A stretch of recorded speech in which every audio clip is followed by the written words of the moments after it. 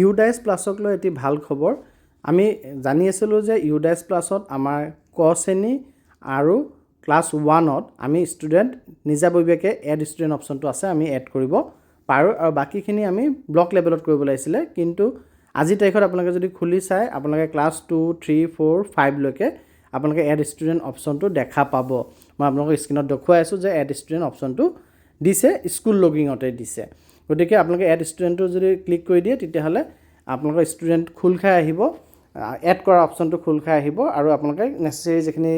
তথ্য দিব লাগে এইখিনি দি লৈ আপোনালোকৰ স্কুল লগিঙৰ থ্ৰু দিয়ে ষ্টুডেণ্ট এড কৰিব পাৰিব যোনটো ইমান দিনে ব্লক লগিঙৰ থ্ৰু দিহে হৈছিলে অৰ্থাৎ MIS কোঅৰ্ডিনেটৰহে কৰিব পাৰিছিলে আপোনালোকে পাৰা নাছিলে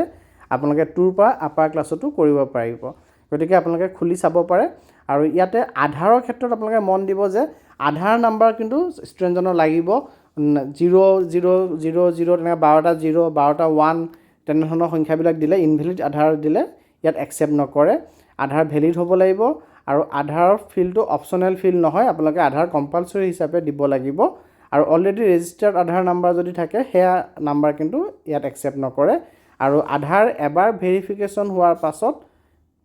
আপুনি স্কুল লগিঙৰ জৰিয়তে আধাৰ কাৰ্ডটি আধাৰ নাম্বাৰ শুদ্ধ কৰিব নোৱাৰে এই ক্ষেত্ৰত আপুনি MISক কণ্টেক্ট কৰিব লাগিব আৰু এবাৰ আপাৰ ক্ৰিয়েট হৈ যোৱাৰ পাছত আপুনি আৰু আধাৰ কাৰেকশ্যন কৰিব নোৱাৰি গতিকে আধাৰ এণ্ট্ৰি কৰোঁতে নাম্বাৰটো এণ্ট্ৰি কৰোঁতে আমি অকণ কেয়াৰফুল হ'ব লাগিব আৰু স্কুল লগিঙতে আমি নিউ ষ্টুডেণ্ট এড কৰিব পৰা হৈছোঁ আপাৰ ক্লাছতো আৰু আপোনালোকক লগতে জনাই থওঁ যে এই আপাৰ ক্লাছত আমি এড ষ্টুডেণ্ট অপশ্যনটো বহু বেছি দিনৰ কাৰণে নাপাম এইটো এটা